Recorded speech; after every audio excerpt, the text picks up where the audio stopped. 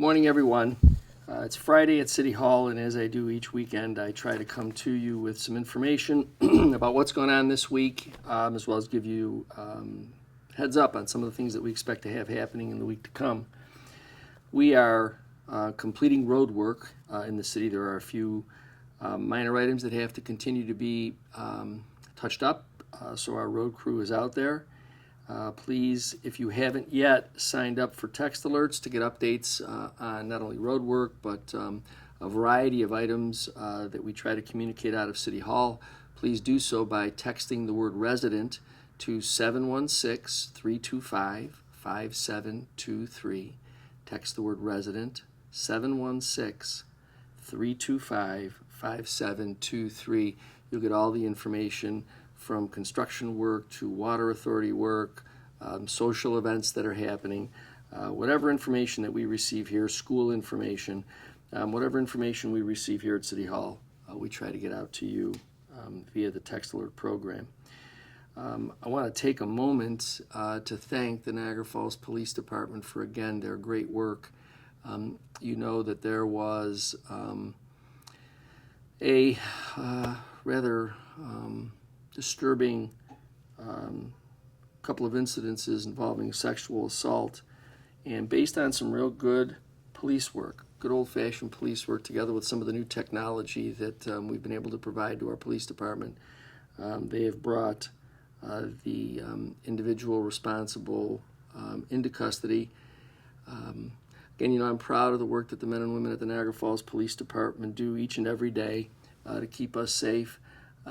I would ask you, if you see a police officer today or anytime over this weekend, please thank them for the hard work that they do.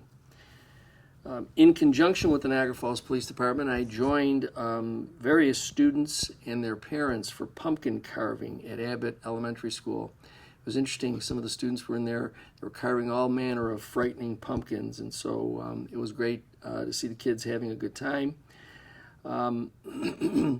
Police department was in there. Many of our police officers were in there helping the students carve pumpkins, sharing some laughs, and so it was a great time for everyone. Earlier this week, a nonprofit insurance company, Woodman Life, donated an American flag, beautiful American flag, to the city of Niagara Falls. That flag will be used in one of our firehouses. So again, thank you to Woodman Life for that donation.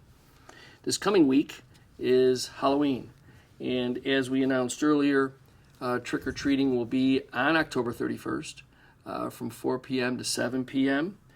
Please make sure that children under the age of 12 should be with supervision.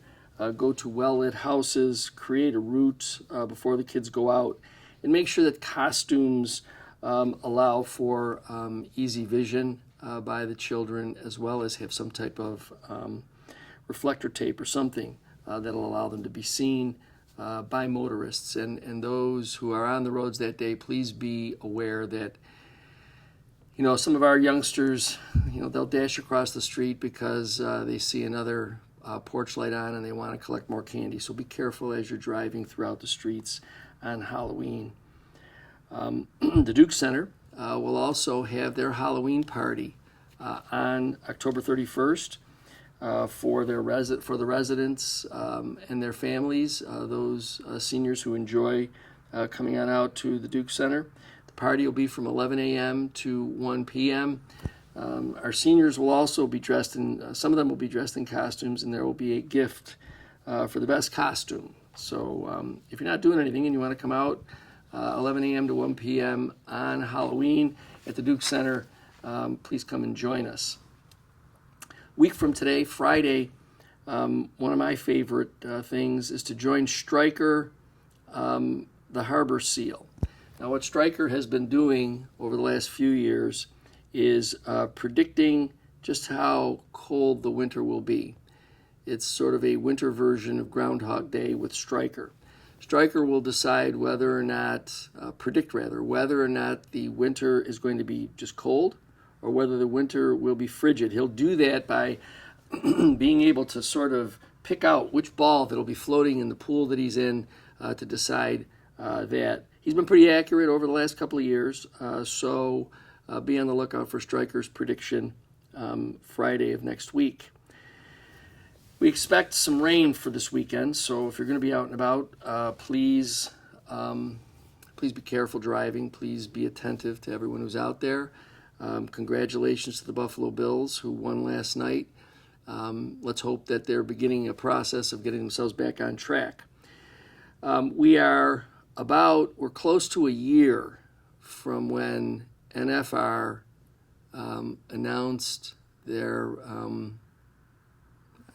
project.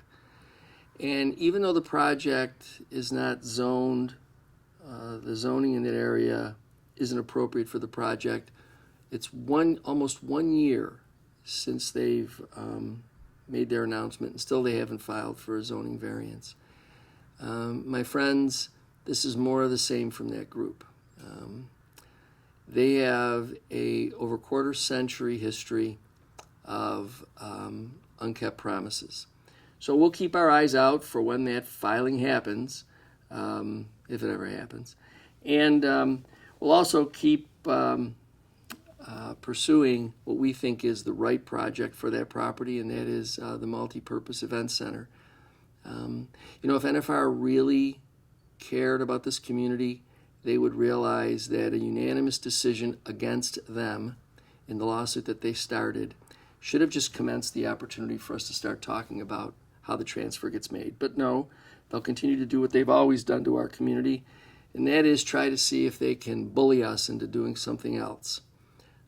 Just understand from the perspective of this administration, we know that they are not interested in developing here, and so we're going to move in a different direction.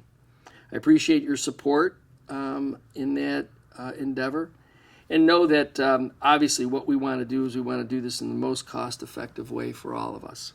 So, again, please be careful over this weekend, and I look forward to talking to you again next week.